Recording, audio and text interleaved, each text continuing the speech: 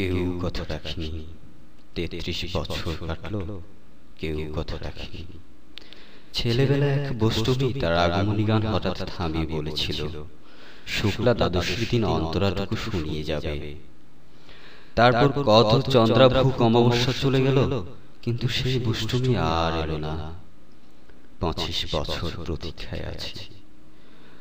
মামাবাড়ির মাঝি নাদের আলী বলেছিল, বড় হও দাদা ঠাকুর, তোমাকে আমি ৩ প্রহরের বিল দেখাতে নিয়ে যাব।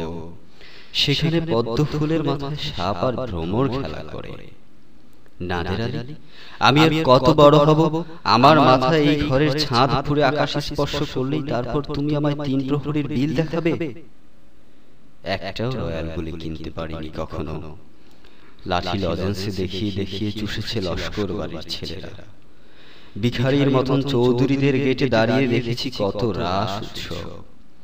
অবিরল রঙের ধারার মধ্যে সুবর্ণ কঙ্কন পরা রমণীরা কত রকম আমোদে এসেছে, আমার দিকে তারা ফিরেও চায়নি। বাবা আমার কাঁধ ছুঁয়ে বলেছিলেন, একদিন আমরাও। বাবা এখন অন্ধ, আমাদের দেখা হয়নি কিছুই।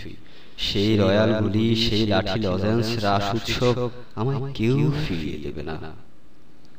বুকের মধ্যে সুগন্ধি রুমাল রেখে বরুণা বলেছিল, যেদিন আমায় সত্যিকারে ভালোবাসবে সেদিন আমার বুকেও এরকম আতরের গন্ধ হবে।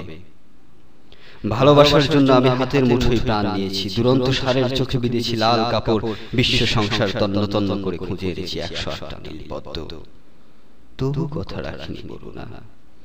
এখন তার বুকে শুধুই মাংসের গন্ধ, এখনো সে যে কোনো নারী। কেউ কথা রাখেনি। ৩৩ বছর কাটলো, কেউ কথা রাখেনি।